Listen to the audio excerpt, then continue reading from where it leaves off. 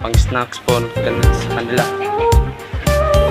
Madre de Agua, ito po ang pang snacks nila mga farming. Ito po ay 65 days na po ng ating big. Lapit na po ito malitsyon. Pang litsyon size na po ito mga farming na big na to. At yun, hindi lang puro commercial feeds ang pinapakain ko sa kanila mga farming. At unti-unti nang nagiba ang kanilang katawan mga farming. Parang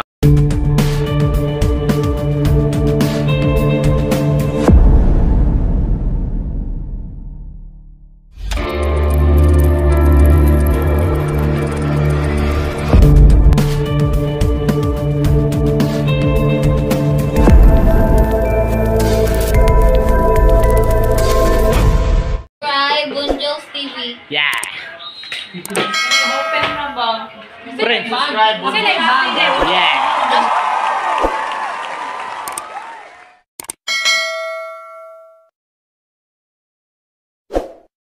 Mga farming, welcome back pala sa ating YouTube channel. So nandito tayo ulit sa ating manukan. Bakit magkaroon ng prolapse ang ating mga manok or mag-prolapse? Una-una mga farming yung edad ng ating manok. Halimbawa po mga farming, yung manok nyo ay 16 weeks. Pagdating sa inyo ay dapat po muna mga farming ay pinapakain nyo ay grower mash or anong brand sa inyong mga feeds nyo, o pang grower po muna mga farming. Kasi yung edad nila ay 16 weeks at yung timbang nila hindi pa sapat sa papa-itlog, hindi pa ready umiitlog. Kaya minamatured nyo kaagad ang kanilang sa pagpa-itlog nila.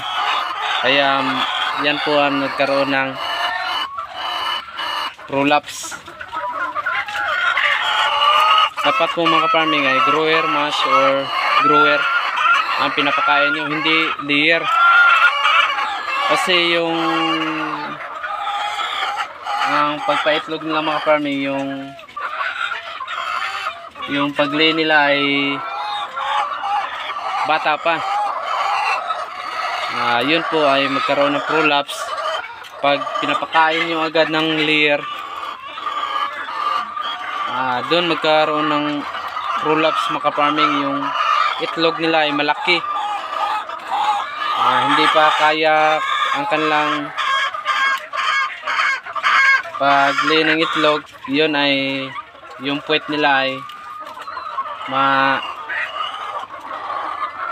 magdurugo. Kaya magkaroon ng prolapse. Pag hindi nyo magapan ng prolapse mga farming ay magkaroon talaga ng mortality ang ating layer. Dapat po mga farming ay lagi nyong i-check ng kanilang puwet at kanilang palong. Dapat po ay pula-pula. Yun po ang pinaka-importante mga farming, at kumakain sila araw-araw. Hindi lang pag merong RTL na hindi kumakain ay siguradong merong sakit yan or nagkaroon ng kung anong mga sakit nila sa kanila. Yung merong mga sipon, tignan lang, laging i-check ang mga mata nila mga farming at ang kanilang ilong. Yun po ang pinaka-importante mga farming. Dapat huwag kayong magmamadali mga farming na hindi pa umitlog yung mga RTL. Importante po mga farming ay dumaan kayo sa tamang proseso sa pag-RTL. At so ngayon mga farming ay 80% na ang ating egg production sa ating bagong RTL. At so ngayon ay nagunti-unti ako nagmix ng layer from grower to layer. So ngayon ay 75%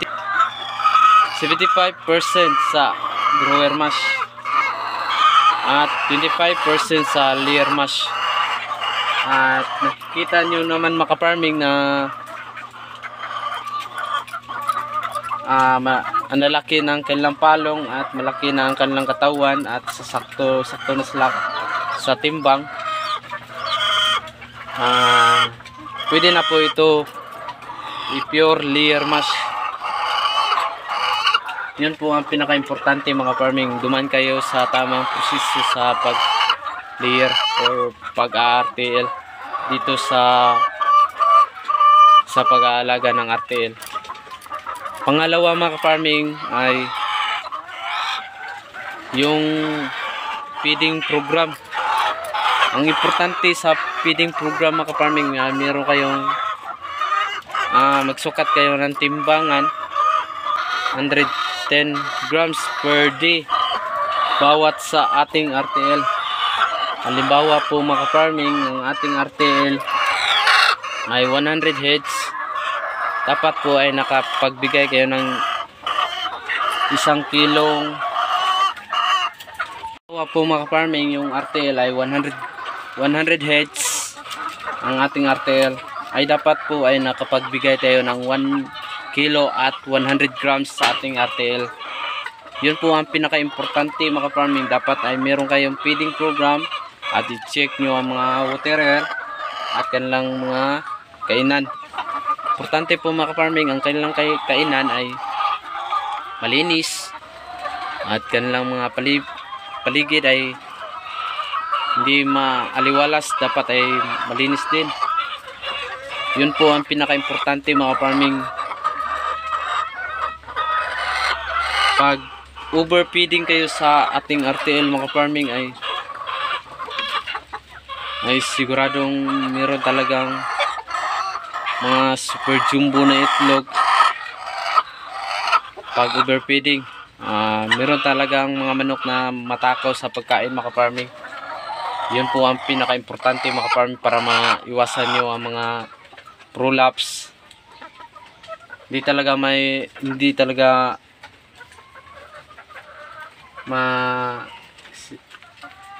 masisisi ang mga manok natin pag tama lang ang pag-handle sa kanila. Dapat maibigay natin ng 110 grams per day sa bawat ng ating RTL. Yun po ang pinaka-importante mga farming. Dapat po ay vitamins nila. So ngayon ay sa ating 100 heads na RTL, bago pa lang ito. So hindi po ako nagbigay ng egg 1,000. Hindi po minamatured ng kanilang ating RTL. Dapat yung plan tayo magbigay ng egg 1,000 pag sila na lahat umiitlog. So ngayon ay 80% pa sa ng kanilang egg production. Ang importante po mga farming na kanilang tubig. Yun ang nilagay natin sa kanilang tubig ay Vitamin Pro. So maraming benepisyo po ito. Health enhancer, immune system,